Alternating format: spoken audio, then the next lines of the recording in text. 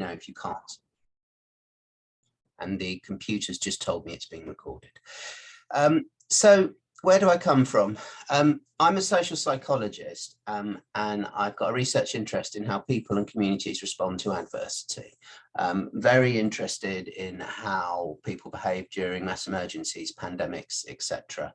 And the general thing that myself and other people who work in this field have found is that what we have previously known as the panic model, the idea that people and communities panic when they're faced with adversity, is just not backed up by evidence. People don't tend to behave in a vulnerable way in emergencies, and we favour a much more collective resilience approach.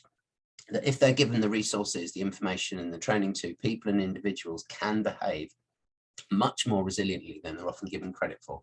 It's not guaranteed, and there's things that you can do to make this collective resilience more likely. But the idea that people are inherently vulnerable, communities are inherently vulnerable and they will panic is just a myth largely. It's not supported by any credible evidence.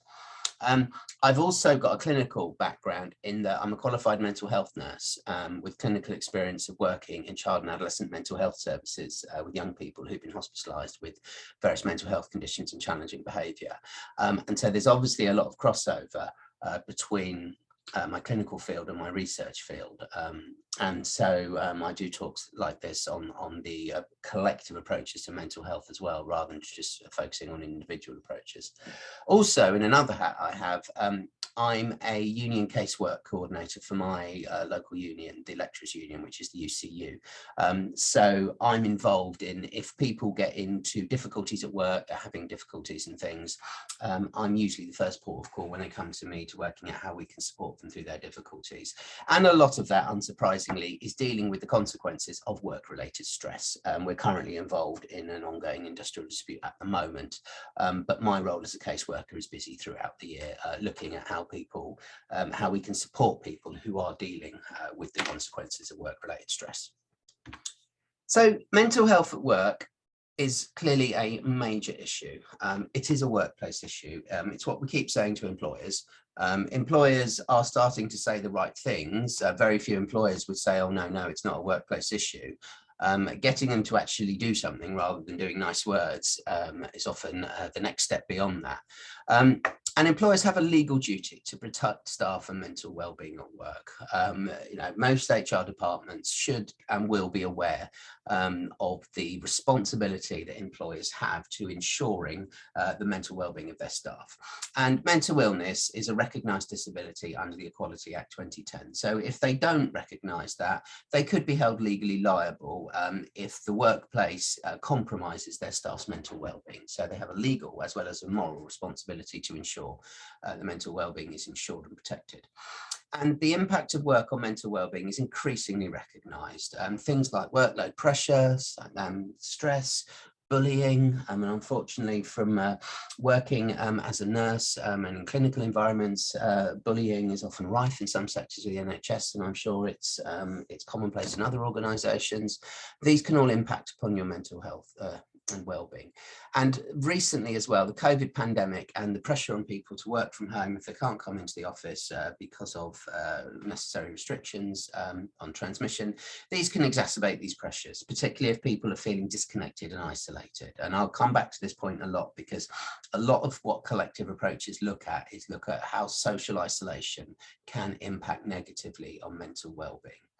And the models that are used to consider mental well-being in illness are now seen as much more biopsychosocial issue. And by that, I mean that simple medical models of behaviour, that if your mental well-being suffers, it's because of individual psychological or physiological imbalances within the individual. It's no longer recognised that on its own is an adequate explanation, and collective responses and collective approaches to mental well-being and mental illness are much more influential. And the idea of medical models of disease and cure, that if you have a symptom, what you need to do is you need to treat the symptom with medication. That's much less influential now.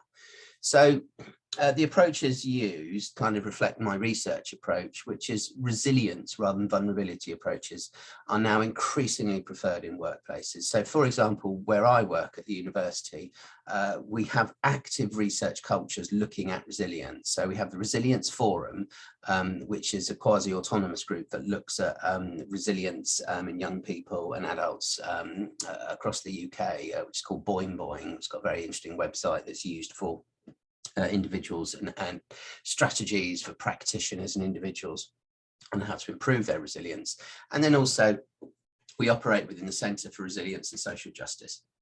And I've put the link there that if you're interested in seeing the kind of work that we do, I'm involved in that core, and it's quite an active core with many other people across many different schools in the university, looking at how resilience and social justice do impact upon individual and collective wellbeing. So these all have factors on mental health at work. Now, what I'll quickly do now is talk about the theoretical approaches that we use that underpin this kind of collective approach. And it's a fairly common, I would probably say that we're one of the dominant approaches in social psychology at the moment, which is the idea of the social identity approaches. These was first developed in the 80s by people like John Turner and Henri Tajfel in the early to mid 80s. And they now are guiding a lot, if not most, of current research in social psychology.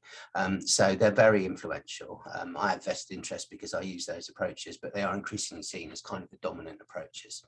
And what these approaches say is that as individuals, we seek out and categorize ourselves as group memberships as a tactic to promoting our own self-esteem. We feel good about ourselves by our connections with other people, because unless you live in a mud hut up halfway up a mountain in the middle of nowhere, pretty much everyone will have social contact with other people. You will be interacting with other people. You will be members of different social groups.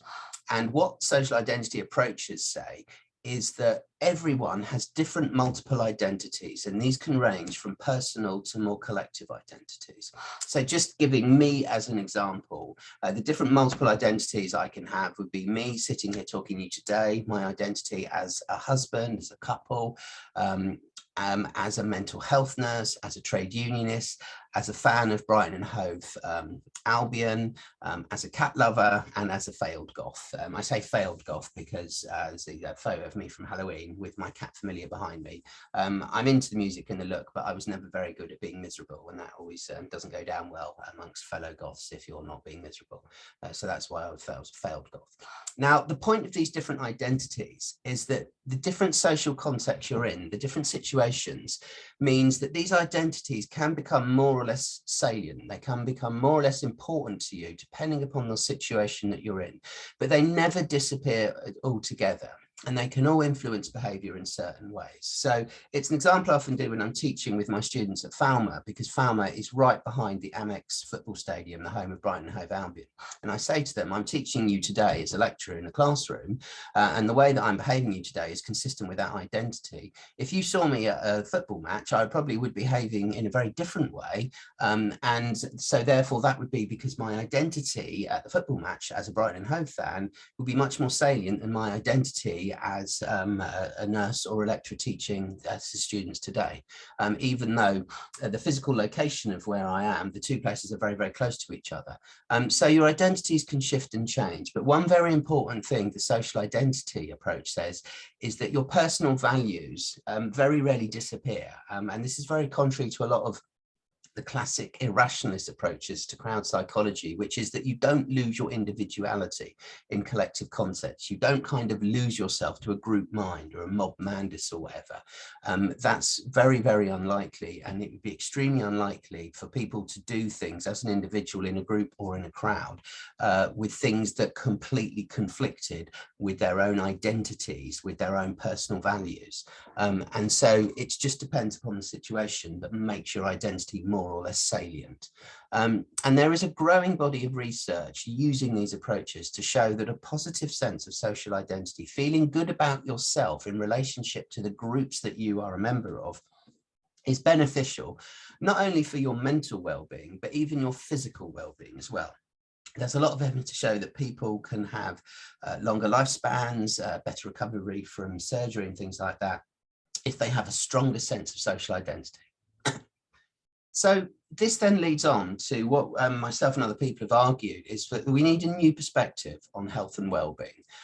Traditional health and behaviours change strategies, traditionally they used to focus on individual engagement with intervention. So it'd be very much the psychology of I and me. So it'd be that if you were suffering from stress, depression or whatever, there would be a focus on individual interventions such as medication or individual therapies, talking therapies such as CBT, etc. But the social identity approach asks the question, what about more collective influences? What about the psychology of we and us? Because group identities and collective influences could actually provide some quite beneficial changes and group support and things like that. So the social identity approach says that we need to consider this collective psychology more. And social psychological approaches have been increasingly influential in health and behaviour change strategies. This was particularly the case during the COVID pandemic, where myself and other psychologists, and there were sort of, for example, colleagues that I've worked with, such as John Jury, Steve Reisher and Cliff Stott, sat on the government's SPI-B committee that advised SAGE on behavioural interventions during the COVID pandemic. And this is particularly important during the global pandemic, because it's not just about individual behaviour, it's about how can you encourage mass global behaviour to prevent infection spread. So, you know, it's all very well if an individual wears a mask or has the vaccine, but if nobody else does, if they do that in isolation, that has very limited benefits for public health. So it's about encouraging group behaviour, and it's about encouraging the collective behaviour. And it makes sense to have a collective approach to it rather than just a simply individualistic approach. So, for example, taking the vaccine, it's not just about whether you as an individual might suffer the negative consequences of it. It's about if you have this immunity, then you're less likely to spread it onto someone who might be much more clinically vulnerable than you, who will suffer much poorer health outcomes than you as an individual. And the same thing with mask wearing. So these approaches have become known as the social cure.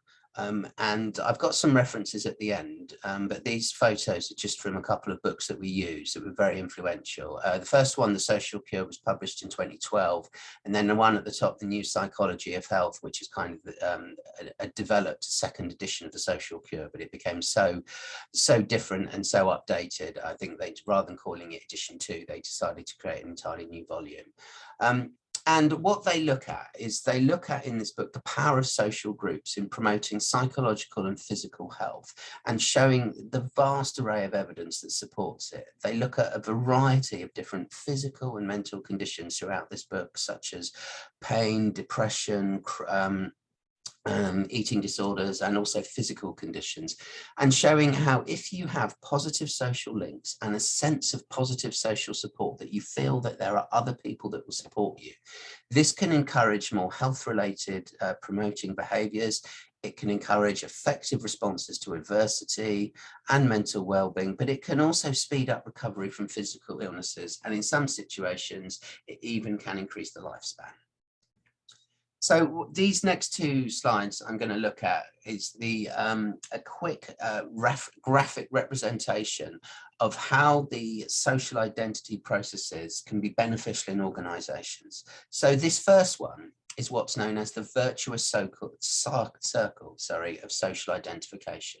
So if you're in an organisation that has a good approach to collective well-being, you will have a strong sense of social identity. You will feel connection to your organisation. You will feel a sense of community. And from that will make you feel empowered.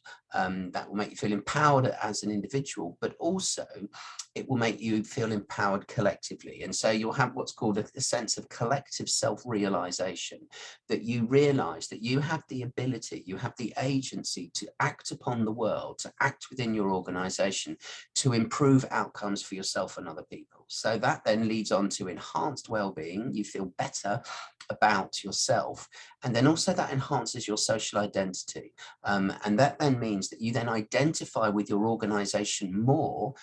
You become a happier member of the organization, and it spins around in a virtuous circle, a kind of self-perpetuating virtuous circle. Unfortunately, though, this doesn't always happen. And this then leads on to the vicious circle of social atomization. So if you're in an organization where you don't feel a sense of social identity to the organization, you don't feel connected to it, you don't really feel part of it, for example, it's your job, but you hate your job, or you're a member of a social group that you don't really identify with that much, that can make you feel disorganized, it can make you feel alienated. And from that alienation from the organization, it means you feel a sense of powerlessness. You don't have the sense of collective agency that you might with the previous example. So that leads to collective impasse. It means that you as an individual and also your fellow members of the organization don't really feel there's anything you can do about it. And I know this is a trade union, it's one of the most common reasons for people not getting involved in things. It's not an ideological antipathy towards activity, it's apathy. It's the kind of sense of, well, what's the point? What would be the point doing it? And that's collective impasse. And there's people not doing things because they don't see the benefit of it. They don't think anything will come for it, so they just don't bother. That can then lead to a sense of compromised well-being because you don't feel the sense of efficacy that you might with the virtuous circle, because you don't have a sense of agency and are not taking action. So that then finally leads to a lack of social identity. You don't identify with the organization, and it spins around in a kind of negative feedback loop. So those are the two possibilities of kind of organizational identification. Now, this isn't just a theoretical exercise because it does have practical applications for health. So this slide, I'm just going to quickly talk about some examples, but there's many, many others. And I would strongly recommend checking out the New Psychology of Health because it's peppered with different examples throughout the whole book. The broader conceptual thing I would say is that organizations, especially ones working in the health sector, should take broader collectivist approaches to health interventions. So for example, it's been found that nurses are much more likely to take the flu vaccine if they identify with nurses as a social group and not as individuals. So experimental manipulations are found, although they've got nurses and they've got them thinking either about them as individuals or about them as members of the particular social group as nurses. And they found that the ones they manipulated to think of themselves as the social group rather than as individuals were far more likely to take the flu vaccine, because they would then feel that that was an appropriate thing to do and that was what they should do as an appropriate role model. With relation to COVID, it's been found that community helping and mutual aid, which I talked about in my session last week, during the COVID lockdown has predicted psychological bonding. And it does this by building a sense of community identification and unity. People feel a sense of community, those who are involved in helping other people during lockdown, mutual aid, food deliveries and things like that. And this predicted an increased sense of well-being and reduced depression and anxiety. So one of the things I touched on last week was that people reported who helped each other during lockdown. Obviously, the people that they helped felt good because they were getting access to resources, but the people doing it also reported, I felt good, I felt less helpless, I felt less depressed during lockdown. I felt quite depressed at the start of lockdown, but when I got involved in these mutual aid groups, I felt like I was doing something and that made me feel better. So there's a kind of reciprocal benefit for both helper and helped in these situations. And it's also been found that the greater number of group identifications you have, this is linked to reduced rates of adopting unhealthy behaviours. So if you think back to what I said earlier about different multiple social identities, people belong to many different groups. And I don't think there's a finite limit on the amount of social groups that you can belong to. But the important thing is whether or not you identify with that group, because if you don't identify with the group, you're not going to get the benefits. But if you do, the more identifications you have, the more likely you are to not adopt unhealthy behaviours, such as not eating well, not exercising, engaging in unhealthy behaviours such as smoking, illicit drug use, alcohol excess consumption, etc. And so this leads on to Alex Haslam, who wrote the New Psychology book, concluded that it's not just because we're well that we are more likely to participate in group life, but it's because we participate in group life that we're more likely to be well. That's more likely to make us well.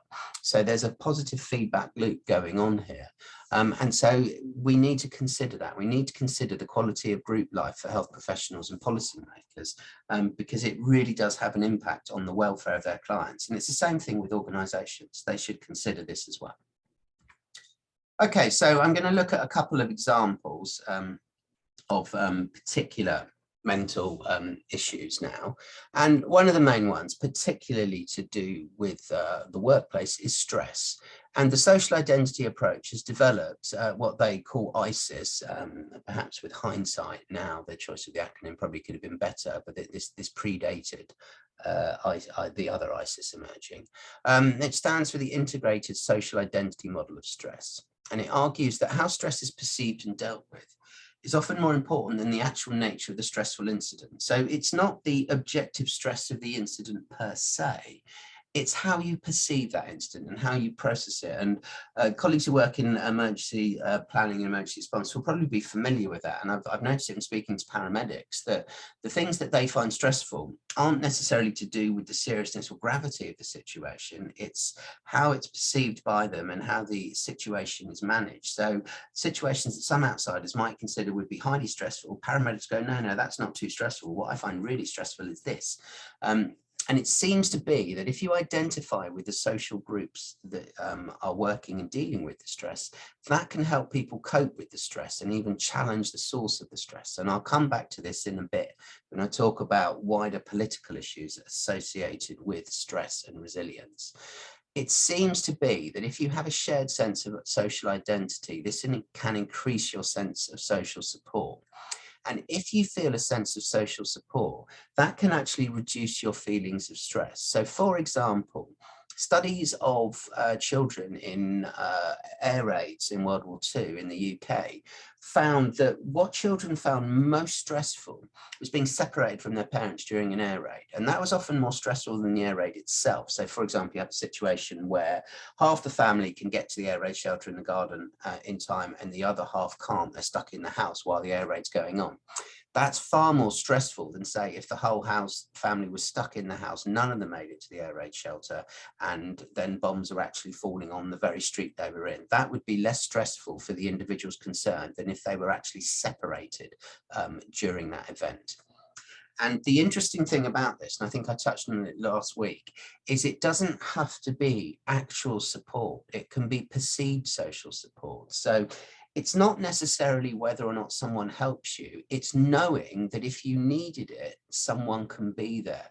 And this sense of psychological well-being can actually be independent of whether or not you actually access the support. So there's been studies of people in social groups who haven't been supported at all. They haven't actually received the support, but they've said, knowing that someone has been there for me, if I ever needed it, actually was good, and that was useful, even though I never actually accessed that support myself. So I'm going to talk now about the politics of it, because this is where it gets into a very thorny issue, and this is often where, as a union rep, I'm talking to organisations, I'm talking to my and other HR departments and occupational health departments to say that there are politics associated with the term resilience. And I noticed that when I first got involved in union casework, I did come to the realisation that in some sectors of the trade union movement, there used to be quite a prickly relationship with the concept of resilience. And I'm a fan of the concept of resilience, but I would also say I'm a critical friend. I think there needs to be an understanding that there are potential issues with the term. And one of the main issues with the term, this is particularly that I found that trade unionists had with the term, was that resilience should not just be about sucking up the adversity. Resilience has to be more than just mere grit. It has to be more than employers saying to their staff, oh, just put up with it, be a bit more resilient. And I put that quote in a bit later down, is to, we always say to employers, don't ever say to your staff, can't you just be more resilient? Because resilience is not about the absence of distress and disruption. It's not saying that people are all superheroes and they don't get scared, they don't get stressed, and their lives can't be turned upside down by adverse events, because they clearly can. Resilience is about the ability to bounce back, or sometimes even bounce forward. And I know some people even have a problem with the term bouncing, because some people, I've heard people say this treats people like they're rubber balls, and they're not, the human beings. But it's about the ability to kind of get back to what you were before the adversity. But it's a very big if here. It's whether or not you're given the resources to do so. If you're not given the resources to do so, and you're just told by your employers, I will just be more resilient, that's much less likely to happen. And what I keep saying to organizations is the concept of resilience, I say this to policymakers as well, it should never be used to responsibilize individuals for their adversity. It should never be to kind of blame people, to say that if people are struggling, you should never turn it back to the individual and go, well, it's your own fault, you should just be more resilient. That, to me, that's a complete perversion of the idea of the concept of resilience, especially collective resilience. And you can also say, and I often say this in my trade union work, is that it can be a resilient move to challenge the source of adversity. So if you've got workplace bullying, it can actually, rather than just putting up with it, turning around and challenging it and calling out the bullies, that can be seen as a resilient move. But also it can be quite empowering. And I remember after Grenfell, the chief of the London Fire Service did come out and talk about her own difficulties post Grenfell. Sometimes it's okay to say that you're not okay. It's okay to say, actually, I'm struggling with this, rather than trying to pretend in a very kind of macho way, yeah, I'm fine, I'll just carry on. I'll do that. And I've noticed that's very common in nursing, that people take on things until they reach breaking point as individuals, rather than collectively saying, well, should we actually be putting up with this? Sometimes it's okay to say, well, no, I don't think I am putting up with this. And a resilient question would be, should we even be putting up with this? And throw that back to employers. And I'm also aware as well that the communities that are called resilient, sometimes they don't like that term. So this picture here, it was a poster that was put up in New Orleans post-Katrina, post-Hurricane Katrina. And I think it was, it's very evocative, because it's basically saying, stop calling me resilient, because every time you call me resilient, you do something to me. That kind of enables the authorities to say, oh, well, we can do this, or we can neglect on emergency planning or disaster response because the community is resilient. And I would, I very much endorse that sentiment, to say that resilience should never, ever be used as an excuse to withdrawing post-disaster community support, or for not giving communities the resources and education and training before disasters and emergencies to be able to cope with that. And this is something I'm very critical of politicians when they turn up to disaster areas and talk about the resilience of the community. I can say that's just a misreading of the term itself. So I'll finish on this final slide, but I'm happy to kind of sit here and take questions. I can see there's one in the chat, which, apologies, I haven't looked at yet, but I will come to when I stop talking. So some summary and take home points, and then there's a final Twitter thing I saw that made me laugh. We need to have broader and more dynamic approaches to resilience. Resilience isn't just an individual trait or process. Resilience is often a process. You can become more or less resilient over time, depending upon the resources that are made available to you. And we also should be considering collective resilience. I would say that's a very useful concept, because the group can be a very useful resource for protecting people and groups, and also healing them when they do suffer compromised well-being. But, and this is a very big but, is we also need to consider critical perspectives to resilience, because I believe very strongly, and it's a term I came up with in one of my publications, resilience should not just be sociological Prozac. We shouldn't just throw the term resilience at people and go, take some of this, you'll feel better. It can also be about challenging the source of resilience. So what I'll do, I'll finish with Mark made me aware of this tweet, which made me laugh, which is often, this is, I think, how employers often think about resilience. So, this is the thanks to Steve Lee, who found this. So every company often says, we'd like to promote mental health in the workplace. So the employers say, well, how about in hiring more people? So we feel less pressured and more pay, and we're not so stressed out. And then the companies go, no, no, no, we didn't mean that. Try yoga instead. And that's no disrespect to yoga practitioners. I hasten to add, one of my best mates is a yoga teacher. But often if resilience is caricaturized by that, which is, I'll do a bit of yoga and we won't worry about employment rights or pay, that's really not good enough. So I'll finish there. Thanks for listening, and I will take any questions. What I'll do is I'll stop sharing as well and go into the chat. So anyone want to ask any questions? Please.